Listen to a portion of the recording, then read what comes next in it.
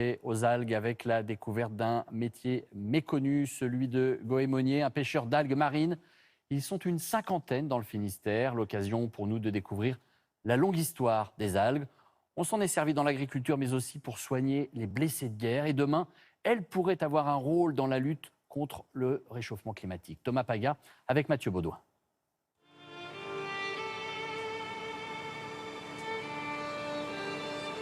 Jean-Philippe Tanguy est inquiet.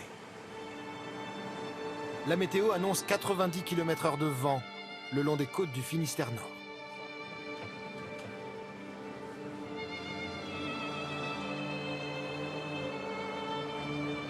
Son métier, goémonier, pêcheur d'algues, à bord du Vague à lame.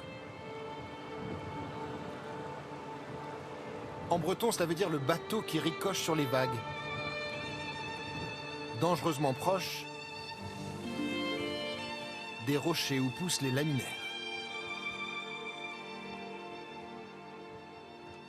On est plus près de la côte qu'une pêche au casier, au filet ou à la ligne qui est différente, qui se pêche par des plus grandes profondeurs. Il faut être vigilant devant, derrière, sur les côtés parce que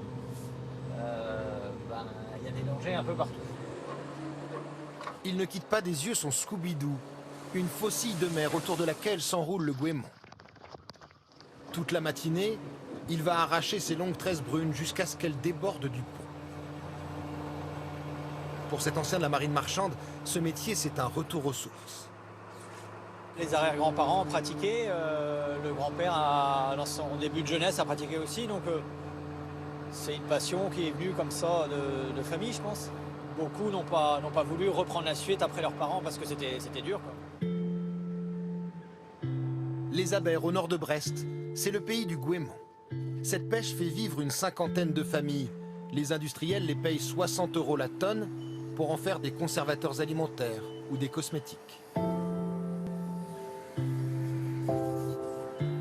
Yves Bramoulet a pris l'habitude d'attendre la débarque des algues.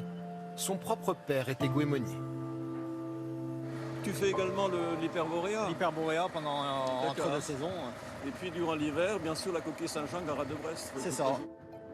Peut-être par regret de ne pas avoir pratiqué le métier, c'est devenu l'historien des pêcheurs d'algues, leur mémoire vivante. Sur le chemin côtier, il croise souvent des Bretons qui ont bien connu le goémon. Mon grand-père, j'étais en face sur l'île Crozes, à la faucille, ramasser Le goémon de rive, quoi, le goémon noir. non, pas que le bijindu, hein. Ah ouais, ouais. Le tali, les autres étaient Ah au oui, d'accord. Scooby-Doo, et nous on était sur les cailloux à la faucille, et comme ça rentrait Aux plus aux grandes marées. ouais. Ça, on avait davantage d'argent, et puis la grand-mère, un petit billet de temps en temps, c'est sympa, quoi.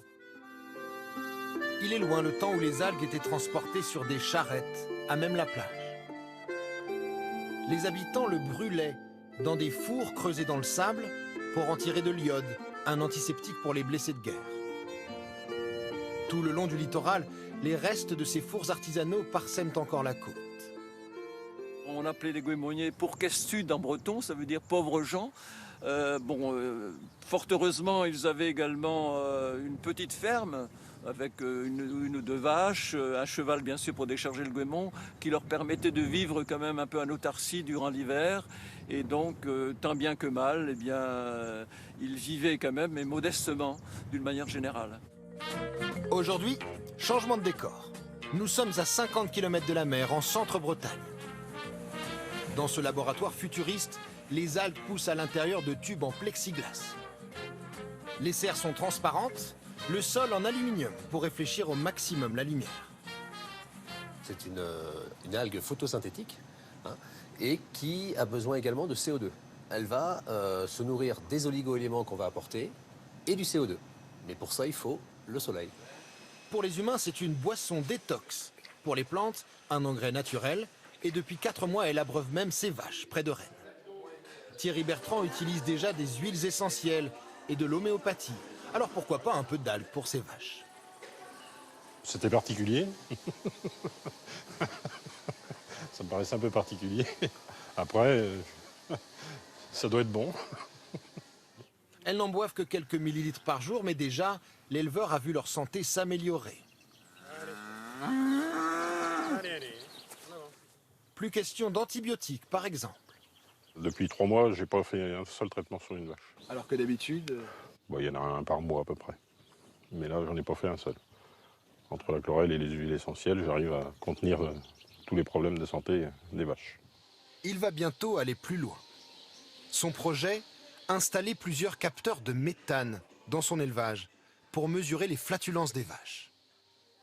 En développant leur flore intestinale, les algues pourraient réduire leurs émissions de gaz à effet de serre. Peut-être sur le robot, parce que là, Ouais, sous le robot, ça peut être bien, ouais. on est Exactement, vraiment- c'est une cage, là. c'est fermé. Ouais, ça peut être très bien. Elles sont arrivées jusqu'au ventre des vaches, depuis le fond de l'océan. Les algues ont déjà trouvé leur place dans notre quotidien. Et demain, elles seront peut-être l'une des réponses face aux défis de la planète.